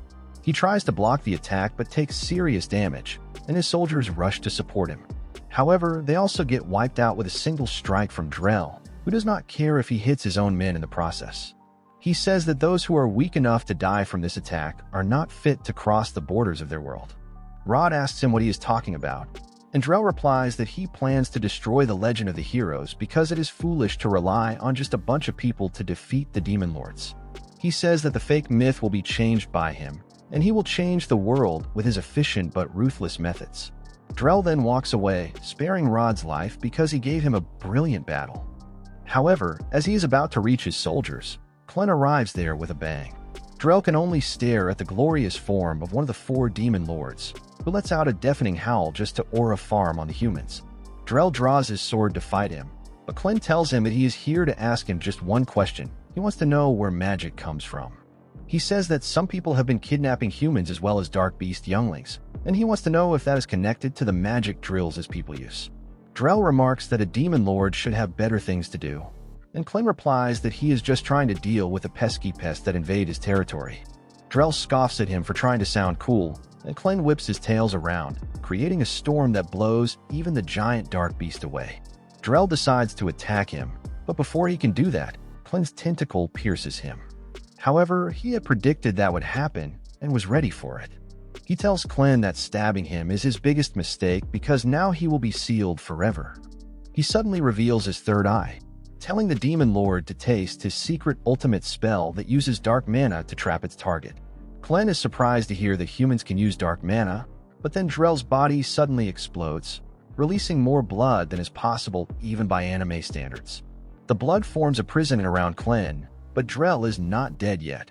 One of the eyes on his sword suddenly explodes, and from that, Drell emerges. He declares that he has abandoned his physical body to trap the demon lord, and now he is one with his sword. He begins walking away, confident that even Clen will not be able to break free so easily. Rod cannot believe that Drell defeated a demon lord and survived, but the general does not even care about celebrating his victory as he commands his army to follow him. On the other hand, Alicia and Nell are still on a run, and this time, Maynard has been joined by the angry villagers who hate the heroes. Soon after that, Alicia and Nell find shelter in a water wheel in the woods, but the angry villagers quickly surround them. They tell Alicia to come out because she cannot hide from them in their own backyard. Alicia panics, wondering what to do as the villagers say that they have always hated the useless heroes who cannot do anything more than kill a few dark beasts. They keep rage-baiting Alicia, and out of pity, Nell tells her that she is an amazing person because she saved her life. Alicia, however, does not care about the obvious rage bait and tells Nell to stay away from the windows because they need to keep her and Luna safe no matter what. She then begins to wonder about their options and says that they are lucky because the wizard with the insects is not here yet. However, even then they do not have much hope of getting out of this place because even if they outrun the villagers, they do not have a place to hide. Meanwhile, the villagers get fed up with getting no response, and one of them decides to throw a torch inside the cabin to burn it. But his brother stops him since the village chief and Kadi, who are actually the village power couple, are there to take charge of the situation. They tell their stupid sons not to burn the water wheel that their ancestors built, and when they try to argue, they get a smack on the head. The village chief says that they do not need to listen to any outsiders about what to do on their village grounds, no matter how scary they are. He has Maynard and his assistant under watch in the village square so that they do not do anything while he plans to handle the situation himself. The village chief then steps forward and introduces himself as Mark, telling Alicia to come out because he has a question for her. He promises not to let anyone hurt her companions until they are done talking, and Alicia decides to take up the offer. She goes to the door, and Mark immediately asks her about her magic weapon. She replies that she lost it, and he confirms whether she really lost it or sold it for money. Alicia tells him that she lost it while fighting Clenitus, who was a monster way beyond their capacity. She apologizes to Mark, aware that everyone has the right to blame the heroes who failed their mission. However, Mark tells her that he is satisfied now. He tells Alicia that if she had sold a magic weapon, he would have killed her, but since she fought Clenitus, she did what she was supposed to. He knows that it was the fault of their king who sent the heroes to fight the demon lord because of their tradition. Alicia is shocked that Mark does not hate her, and he replies that her group was the first one in 1,000 years to actually reach the demon lord Clenitus. However, he wants to know what comes next. He asks her if she saw the world beyond the Luna Mountain, and whether it was worth risking everything. Alicia remembers that when Clen sent her flying, she saw a glimpse of the unexplored world for just a split second. However, in that moment, she saw enough to prove all flat earthers wrong and found that the world had no edge beyond which everything ended. She confidently declares that it was worth it, and people who are not ready to take the leap of faith to explore the unexplored are missing out on a lot of things. She says that more than the places they see, It is the people they meet that make their world bigger, and she would not have known that if she had not taken the risk. Alicia once again declares that there is meaning in trying to explore the world despite the price they pay. Mark says that the old king must have made a lot of mistakes in his end time, but at least he picked good heroes. He tells Alicia to go on ahead and promises that he will calm down the rest of the villagers who are after her because they need their future king to be safe. Alicia is shocked that Mark knows about Luna being the Prince of Haydn, but he tells her that she will need to deal with the army of insects after her herself because they cannot deal with that. Just then, Maynard arrives, riding his giant centipede, and slashes Mark in the chest, demanding to know who gave him the authority to release the hero without consulting him first. Alicia rushes to confront him, asking how he dares to attack Mark. Maynard replies that Mark spoiled his game of letting the people of Haydn beat the hero to death, which is why he deserves to be punished. Alicia immediately chops apart his giant centipede and then tells the villagers to head inside the cabin because the insects are coming. They quickly carry the injured Mark inside and shut the door behind them as the insects threaten to enter. Nell worries about Alicia, who is fighting the bugs alone. She manages to kill many of them, but tires quickly because of it. Maynard praises her skills, but as she falls to her knees, tells her that his bugs are venomous and she has already been poisoned. He controls not just the bugs that fly in the air, but also those on the ground, and Alicia finds ants crawling all over her body. Maynard informs her that the scariest of his bugs is a spider, whose poison melts its target from the inside out. Alicia is a second too late in smashing it because it has already bitten her by then. Maynard says that he hates heroes because they did not come to save him when he lost everything, and even now they cannot protect anything at all. He declares that only people like him and General Drell, who overcame that hopelessness on their own, can do that, and he sends another wave of insects at Alicia. She feels dizzy and realizes that if the poison works on Clennis Dark Mana as well, she is done for. She keeps fighting the bugs when suddenly she hears the voice of Mini Clen, who pops up out of nowhere inside her dress. He tells her to hurry up and finish the battle because her main job is waiting. Alicia is taken aback upon seeing him there, hides him from Maynard as she continues hunting down the bugs. Meanwhile, the bugs start entering the cabin as well, but the villagers squish them and use the tools they have at hand to patch up all the entry points to prevent more bugs from entering. Outside, Alicia is still struggling with her fight when Maynard tells her that she is not strong enough to make a difference in this world. He then unleashes the power of the Arcanite stone embedded in his chest to summon a giant red scorpion from the ground that hits Alicia into the nearby river. Mini Clen emerges from her body again and realizes that she is moving so slowly because of the poison in her system. He also figures out that the poison is not strong enough to destroy his dark mana, but as long as it is inside Alicia's body, she cannot heal from her wounds either. Alicia panics upon realizing that she is not immortal right now, and Maynard keeps taunting her to force her to fight him. When she does not respond because she cannot hear him underwater, he decides to target the building instead, sending giant maggots that feed on wood. The maggots begin to eat through the building and also devour the trees in the forest because Maynard plans to destroy everything around him to lure Alicia out. He says that a town of carpenters will not be able to survive without their precious forest, and the angered Alicia decides to face him after all.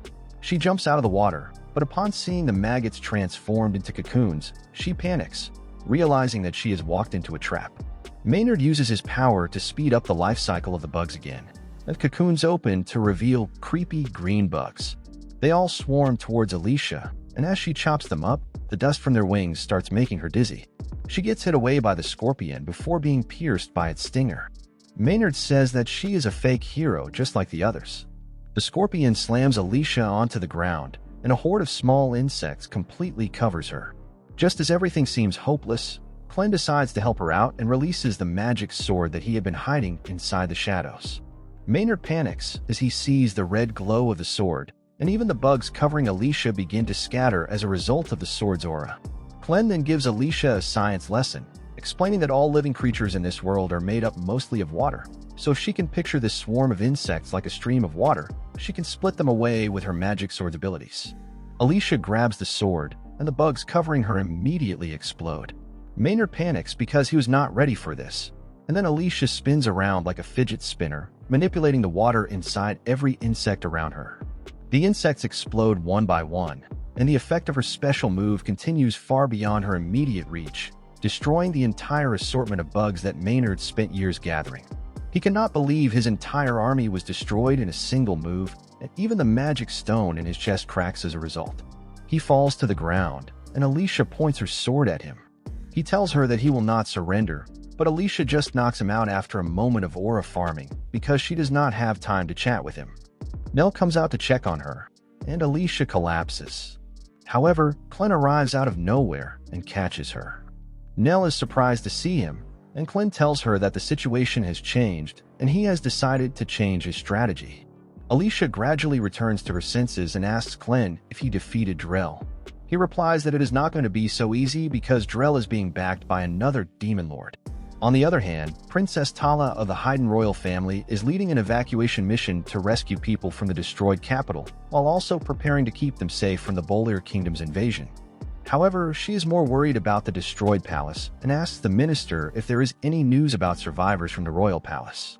The minister sheepishly tells her that they do not know if anyone survived, but Tala orders him to continue the search because she is certain that her son, Hieras VI, whom we know as Luna, is still alive. An old advisor tells her that she is currently the only person who can rule Haydn, and they should prioritize her safety first, but Tala disagrees. She says that her son is the rightful king of Haydn, and they need to find him before anything else. The old woman asks her how she could be so sure about that, and Tala replies that when she went to check on the royal forge, she found that it was still active, which means there is someone who has a claim to the throne, and that person can only be her son.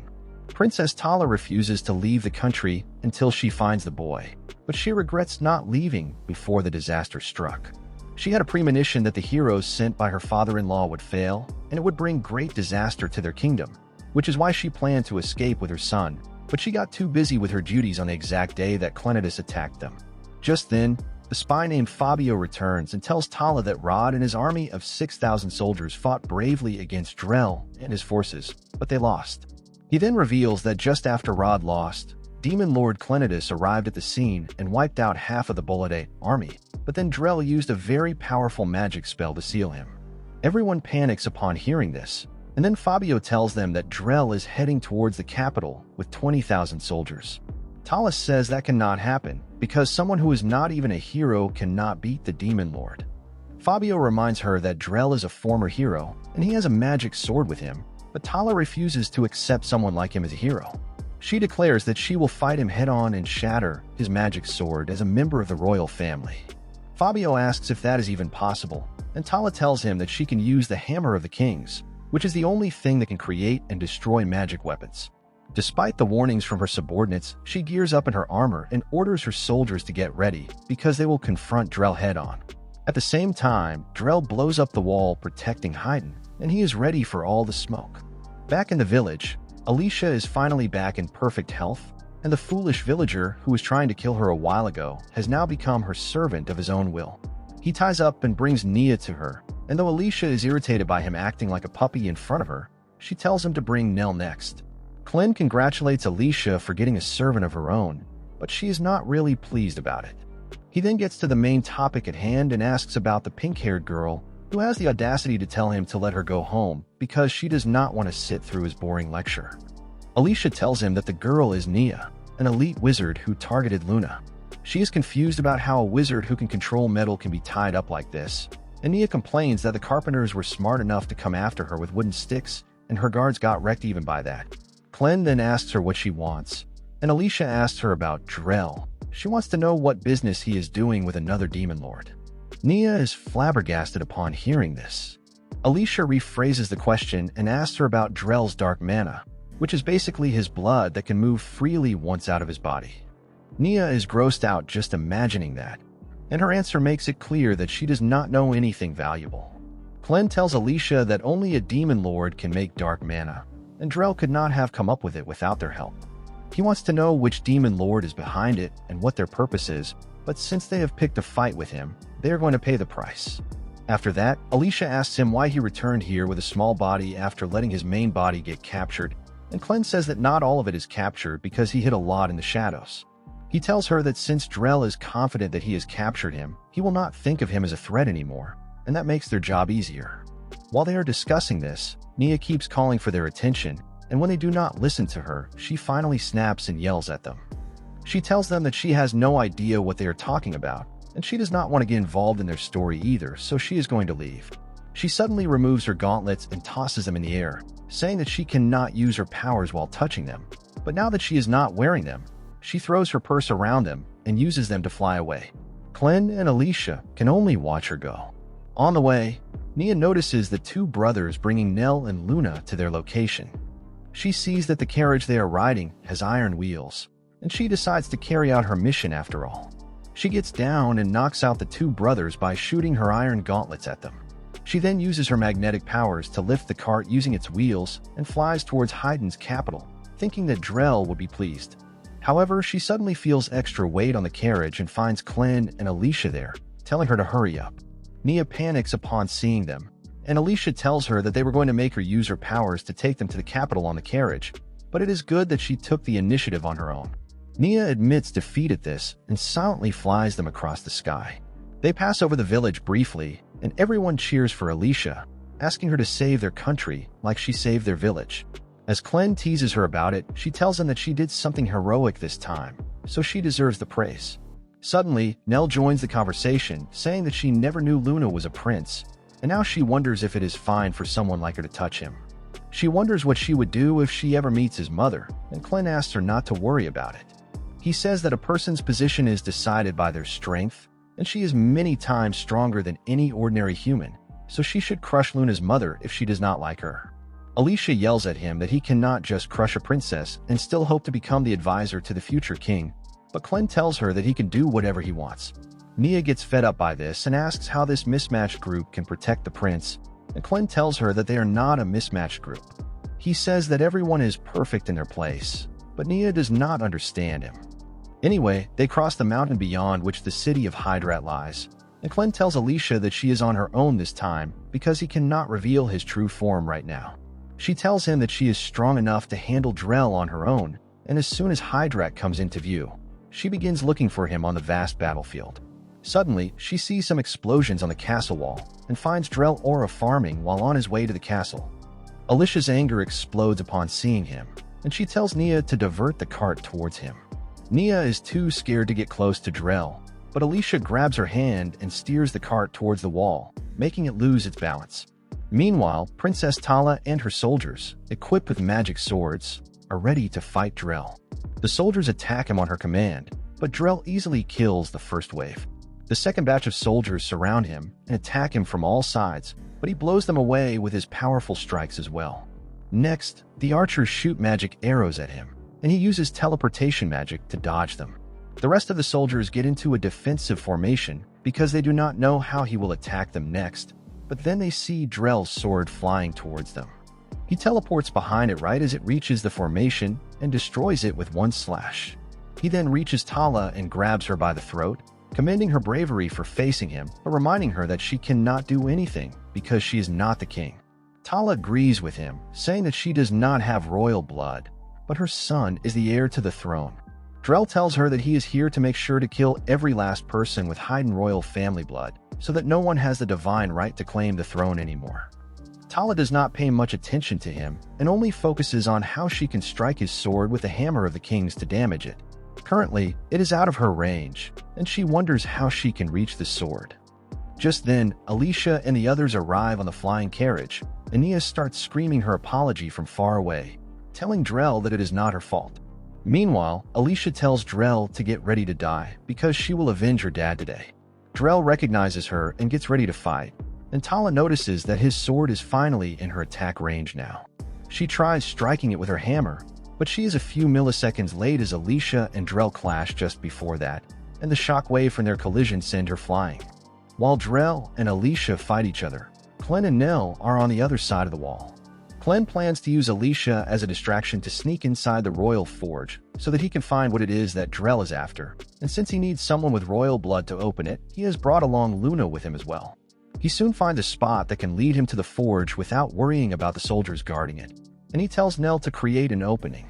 She is confused about the command, and Glenn tells her that he put the concentrated muscles of a troll inside her when repairing her body, so she is even stronger than a troll now.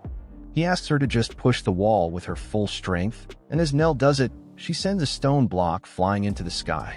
The stone block shatters into various pieces midair, and hits the soldiers led by Fabio, who were guarding the entrance to the forge.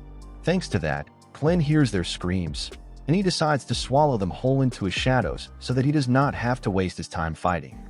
He soon reaches the entrance to the forge and puts Luna's hand on the lock mechanism, opening it so that they can see what the hidden forge is all about. On the other hand, the dark beast named Gart, who serves the demon lord Zafir, is flying over the river where Clem and Drell fought.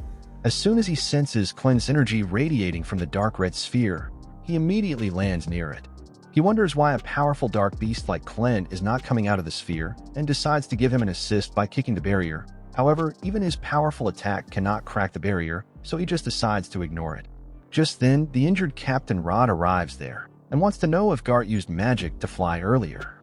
He introduces himself to Gart and asks for his help to take him to the capital of Haydn that Drell is trying to invade.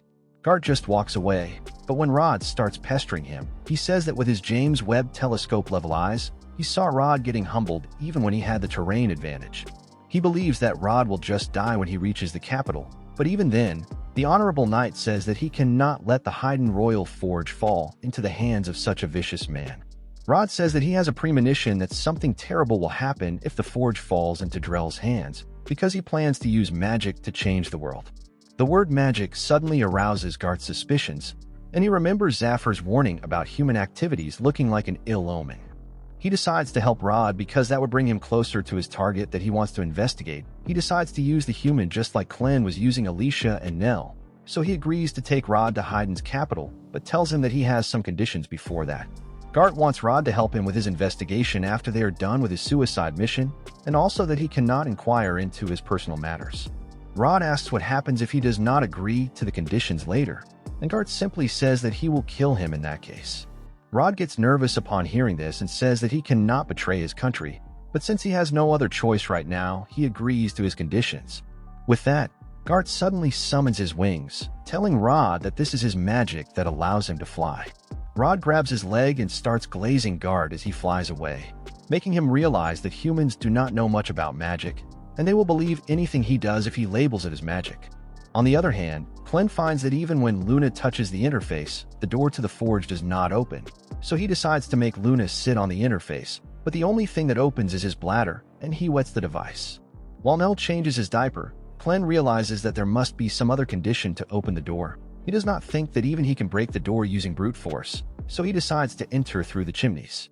As soon as Clem reaches the top of the forge, he feels the overwhelming heat coming through the chimneys that would turn any ordinary dark beast to ash if they jumped in. However, he is not an ordinary dark beast, and he confidently jumps into the fiery pit. Luna is worried about him, but Nell assures her that Clem will return to them soon. Just then, someone approaches them from behind, and as they turn around, both of them crap their pants. Meanwhile, Clem reaches inside the forge by hiding in the shadows of a brick because otherwise, even he would have turned to ash.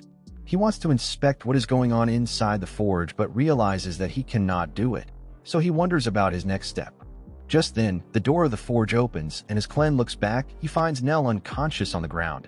He realizes that someone took Luna and managed to open the door, and just then, the mysterious person emerges from the shadows, revealing himself to be the late King of Haydn. This freak of nature carries his head in one hand while holding Luna in the other, and even Clem is surprised because he was not expecting this. At the same time, in the city, Drell is pushing Alicia back with overwhelming strength. He tells her that she is nowhere near the level of her dad, and she is so weak that she does not even deserve to be called a hero. He hits her through entire buildings before slamming her against his pet dino beasts, and Alicia realizes that she is much weaker than him. Drell does not even want to waste time with her, and he heads toward the furnace immediately, so she jumps toward him with full strength. As soon as Drell reaches the bridge, Princess Tala commands her soldiers to shoot him. He easily blocks their arrows, but just then, Alicia catches up to him and uses her mindless strike in an attempt to kill him. However, Drell is the guy who invented that skill and taught it to her father, so he casually blocks it before launching a flurry of flying slashes that deal severe damage to Alicia and the bridge. Drell, however, is impressed that his friend's daughter survived the blow, and Alicia asks him what the hell his relationship with her dad is. Drell tells her that they both were friends from the same sword school who wanted to become heroes, but since that is not interesting enough, he decides to go deeper into the lore. 25 years ago, Drell and Alicia's dad, Margot, took part in a grand sword fighting tournament, with the final rewards being the title of a hero and a sword forged by the King of Haydn himself. Despite being the more experienced fighter, Drell lost the finals against Margot. Despite his jealousy, Drell recognized that Margot was a better swordsman than him, and he accepted that he would never become a hero. After the duel, Margot was given the title of the Sword Saint as well as the hero. The King of Haydn gave him a powerful sword but told him that it was incomplete. To complete the sword, Margot had to defeat a dark beast, and the creature he defeats would give special abilities to his sword. Thinking deeply about this, Margot decided to hunt the Northern Dragon as his sword's first prey, and Drell was flabbergasted just by hearing this. He told Margot that the Northern Dragon served directly under the Northern Demon King, and he would not be able to defeat him with an incomplete sword. However, Margot replied that he needed to absorb the power of the strongest dark beasts he could to stand a chance against the 4 demon lords, and for that, he planned to lead an expedition to the north. He told Drell that he has to be a part of the group, and even though he was too astonished to say anything, Drell trusted his junior's ability and decided to follow him. As they exited the bar, they bumped into some creepy magicians. Drell did not even know that magicians were real at that time because he had only heard about them in fairy tales. Margot knew that the magicians were trying to become a great force that could change history, but back then, they were not strong enough to join his group. Soon after that, Margot and a small group of elite warriors reached the northern snow fields where they faced the dragon. 2 of the extras died immediately from the dragon's fire breath, but Margot refused to give up. He told Drell to use his special move on him to send him flying toward the dragon, and then use the height advantage to slam the dragon to the ground. Margot injured the dragon's wings so it could not fly, but even then, the powerful monster fought viciously. Margot fought back with equal intensity, getting more ruthless with his injuries. Drell could only watch as Margot broke down the dragon completely, but just as he rushed to deal the finishing blow, bad luck struck. Margot tripped on a hidden stone, and the dragon used this chance to attack him, cutting his leg off. However, instead of losing hope, Margot tossed the blade toward Drell, telling him to finish the job instead. As Drell saw his friend getting attacked by the dragon, he grabbed the sword and dashed toward it, slashing its head with a single strike. As Drell, the kill stealer, began to celebrate his victory, the power of the dead dragon began flowing into his sword. He felt the sword becoming ridiculously strong, making him feel invincible, but the very next moment, he realized that he was just an ant in front of the real deal. The demon lord of the north appeared behind him out of nowhere, and Drell's body froze in response to his aura. The next thing he remembers is waking up in a patch of blood inside a gigantic footprint of the demon lord. That incident made him wonder what heroes are and if they can really face the demon lords. Luckily, some surviving members of their expedition rescued him and Margot, who was barely alive. He had to retire after losing his leg, and he went on to live in isolation with his daughter, while Drell became the Dragon Slayer.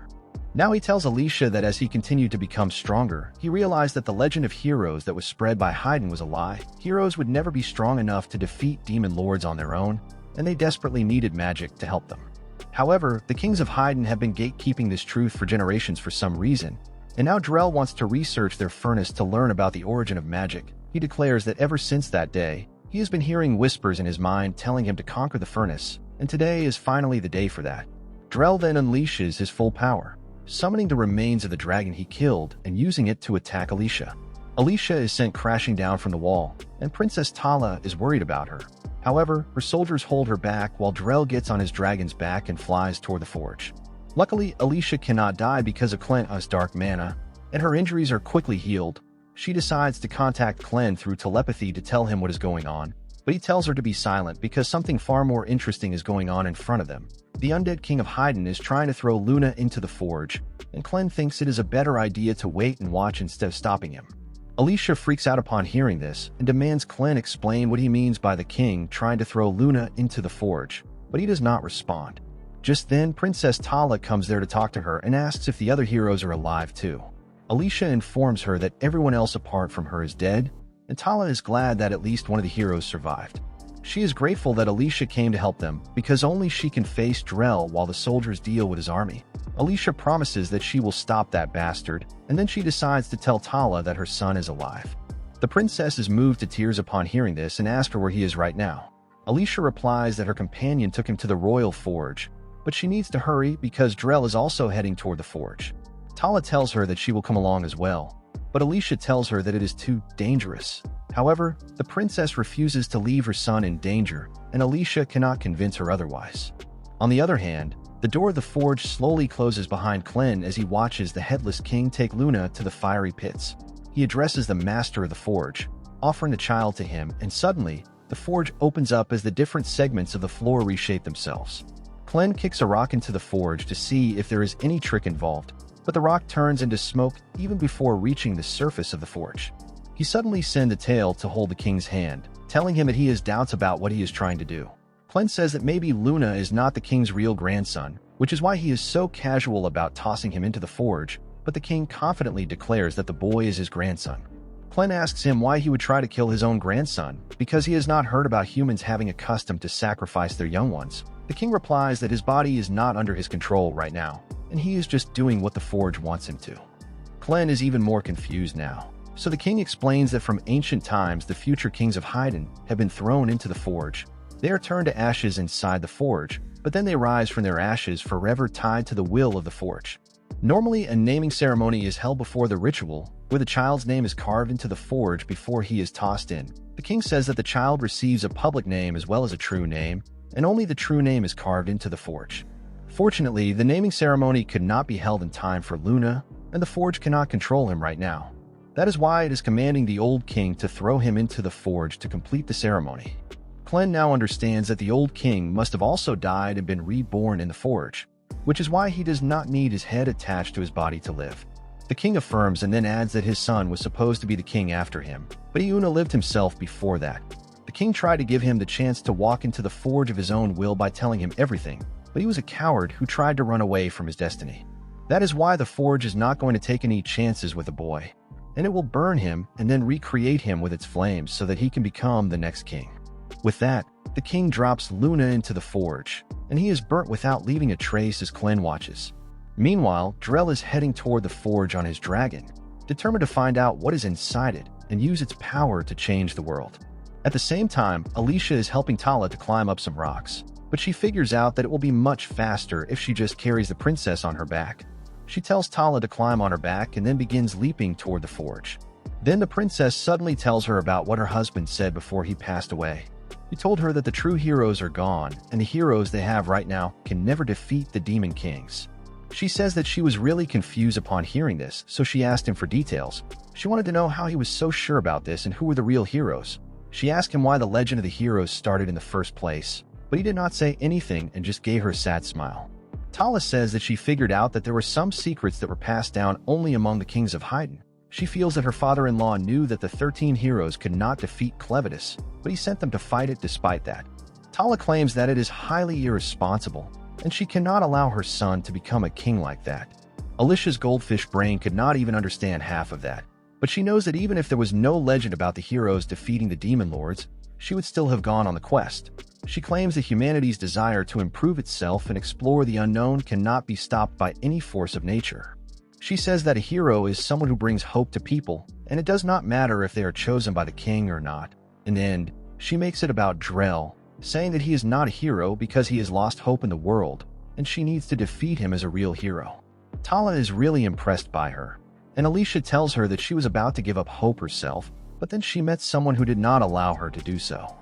Well, the guy she is talking about is smirking like a madman after seeing Luna burn to a crisp. He asks the king what is going to happen next because he should have revived by now. The king turns around to face him and is shocked to see that Luna is actually in Klin's arms. The king realizes that Klin swapped the child with a shadow the moment he grabbed his arm, and Klin tells him that he is right. He tells the king that a mere puppet like him cannot stop him and asks what is going to happen to him since he failed to complete the mission given by the forge. The king does not answer, and under the forge's command, his body falls into the forge and turns to ash. Klin is not surprised by this, but he is curious about what the forge is going to do next to get the child. Suddenly, the forge begins shooting lava at him, but Klin blocks it all with his power, telling the master of the forge to come out if it wants the baby. The master of the forge obliges and comes out in its real form, creating a giant explosion that destroys the ceiling of the forge. Drell decides to use this chance to get inside, and Alicia leaves the princess behind to stop him. She realizes that she cannot reach him in time when suddenly something speeds up overhead. It is Guard who drops Rod right on top of Drell to fight him. Rod activates his holy weapon, creating a huge ice lance that stabs through Drell's dragon and makes it crash on the ground. However, the attack was not strong enough to damage Drell, who sends him flying with a swing of his sword. Drell prepares to finish him off, but just then, Alicia launches a surprise attack on him, pushing him back. Rod teams up with her, realizing that they do not even have a chance of winning if they do not work together. Drell calls their team up a foolish idea, telling them that they cannot defeat him, even if there are more of them. He suddenly sprouts 2 more eyes on his forehead, further increasing his power, and then suddenly teleports behind them. Alicia and Rod cannot keep up with him, and Drell's powerful attack blows them away. Drell targets Alicia next, but Rod also gets caught up in the range of his attack, and the two of them are flung high in the air. Drell immediately teleports above them and stabs Alicia, and when Rod tries to attack him from behind, he grabs his spear and tosses him down. Alicia and Rod are tired and injured at this point, but then Alicia asks him to use his ice attack once again. He decides to follow her lead and shoots a giant ice lance at Drell, who easily dodges it. However, the attack was just a decoy to let Alicia slip past behind him, and as Drell gets distracted after finding that out, Rod uses the last bit of his power to create an ice pillar to trap him. The ice pillar only freezes Drell's leg, but it gives Alicia enough time to use a powerful move to slash him in half. She thinks they have won the fight with this, but Drell's body suddenly shatters into dark red color blood, and Alicia recognizes that it is the dark mana of a demon lord. She cannot believe her eyes and drops her guard for a moment.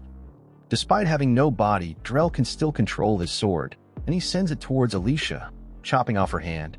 Rod manages to save her from being crushed under the ice debris at the last moment, and then suddenly, Drell remakes his body from scratch by gathering all the dark mana together.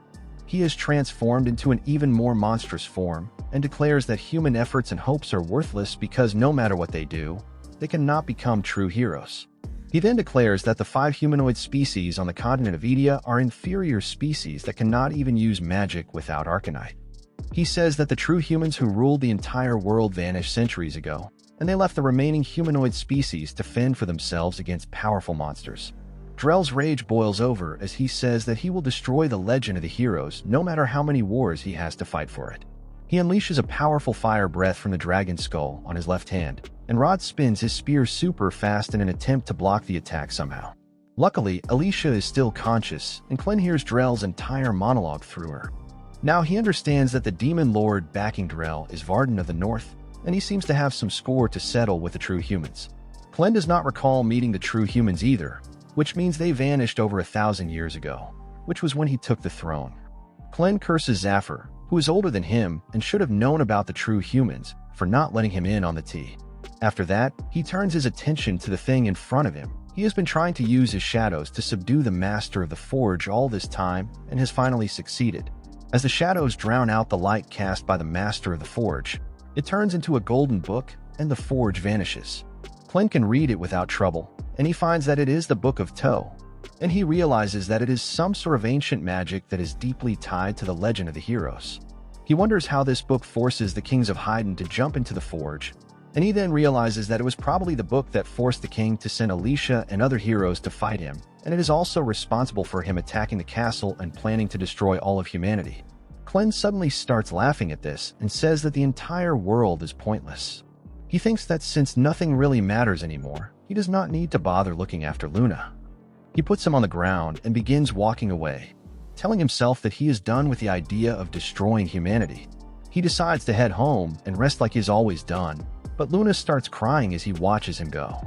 Clint does not seem to care about him, and he just uses his magic to subdue the Book of Toe, stripping it of its glow and dropping it on the ground. However, Alicia is furious at Clint for running away. She tells him to stop bullshitting her, and Clint tells her that now he knows what Drell and Varden are after, and frankly, he has no reason to stop them. He knows they want to destroy all traces of heroes, but he doesn't care if they succeed or fail.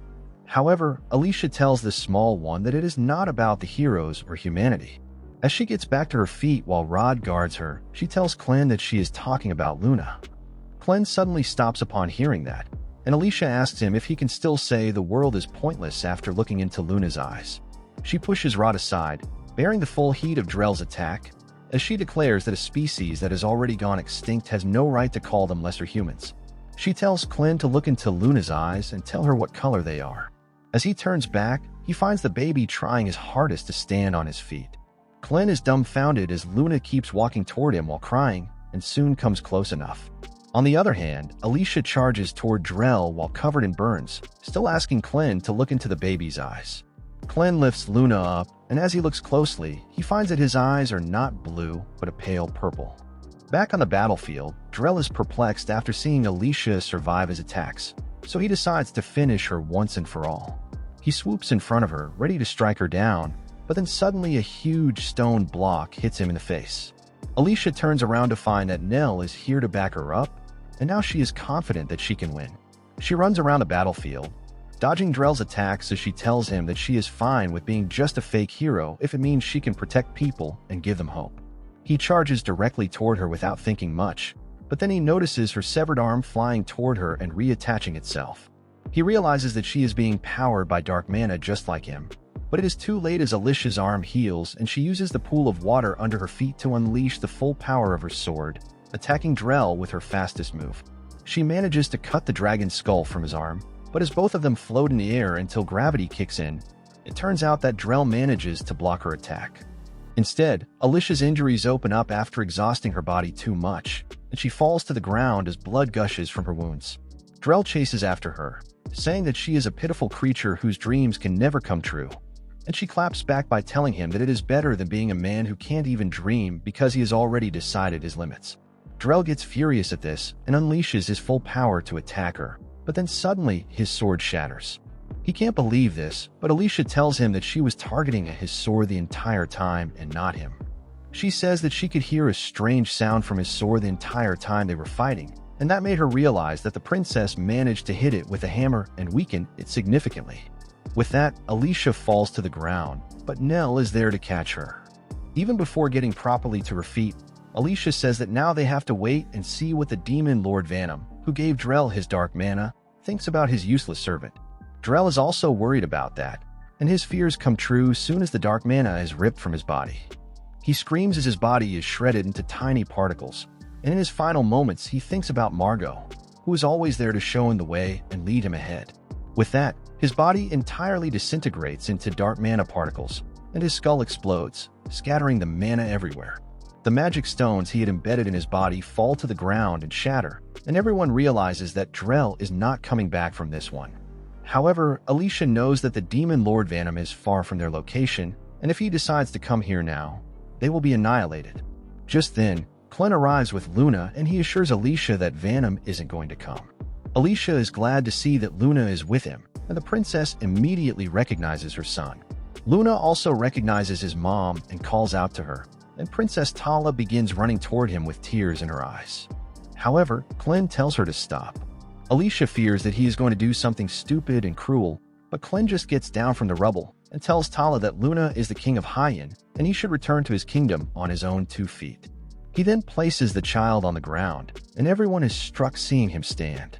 Luna starts walking toward his mom with short and unsteady steps, but Clint tells everyone that they don't need to help him because he will make it on his own. Tala waits for her son to reach her patiently, and everyone is happy to see them finally reunited. Alicia is relieved that everything ended well, and the sudden relaxation causes her to fall to the ground as the damage to her body finally kicks in. Nell and Rod are worried about her, but she tells them that she is not hurt that badly. Instead, she wants Rod to tell the soldiers that Drell is dead because that is the only way to stop the war. Rod agrees and runs ahead with Drell's broken sword to end the war, while Clint decides to keep the Book of Toe with him until he learns the full truth. Just then, a small salamander approaches him, and Vanum talks to him through it, telling him that he will regret the actions he took here. Vanum says that Toe will awaken soon, but Clint doesn't care about that. He tells Vanum that no matter what kind of thing Toe is, he doesn't want to learn about it from his enemy, and then he crushes the salamander with his shadows. Meanwhile, Rod runs to the main battlefield where their armies are fighting, and he holds Drell's broken sword high up for everyone to see.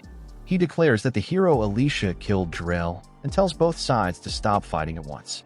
As the Bolade soldiers see the broken sword, they realize that Rod is telling the truth, and they immediately launch the signals for their troops to return. Even their tamed dark beasts stop on getting the signal, and the leader of Haiden's defense force also commands his soldiers to step back. The soldiers stop fighting immediately, and then the remaining Bolade army runs back home. The hawk guy was watching all this from a safe distance, and he is pleased with how things turned out, so he decides to return home to report the matter. Soon after that, the SN army also reaches Haydn, but on the way they stop by the dark manosphere that is trapping Clen's real body. The soldiers are curious about it, but the high priest forbids them from even touching the sphere because he can sense that the demon lord inside it can come out any moment he wants. On the other hand, Rod and the Haydn soldiers start working on assessing the damages and helping the displaced people. Meanwhile, Clen and his party rest in an inn where Nell patches up Alicia. Despite her injuries already being healed, she is still in a lot of pain, and Clen tells her that it is to be expected because healing fatal injuries quickly always comes with a price. He then tells her that he didn't stop her bleeding on the battlefield earlier to keep his powers a secret. After that, Alicia asks Clen what he thinks about what they learned today. Clen can't be sure if there existed a race of true humans who were more powerful than the humanoids, but he wants to know more. He says that the only thing he is sure of is that the Book of Toe, which has been manipulating the kings of Haydn for generations, is associated with the original legend of the heroes, and they can find more information if they read it. However, even though the book came with a key, it could not unlock it. Clen says that the key didn't turn even when he put it in the keyhole, and that only means it unlocks another book.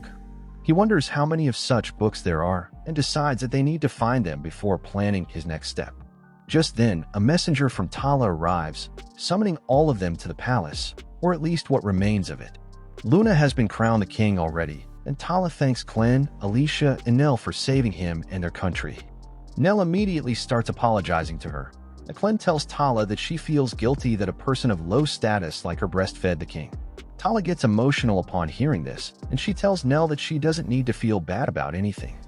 She talks about how she was worried that her son would be hungry after he went missing, but she is glad that Nell was always there to feed him. Tala tells Nell that she is more grateful to her than anyone else, and after they are done with their emotional moment, she asks the three of them what reward they want for saving their country. While Nell immediately refuses to accept any reward, and Alicia begins thinking of the correct thing to ask, Clen already knows what he wants. Alicia panics, thinking that he might say something absurd, but to everyone's surprise, Clen just asks Tala to let him become Luna's magic teacher.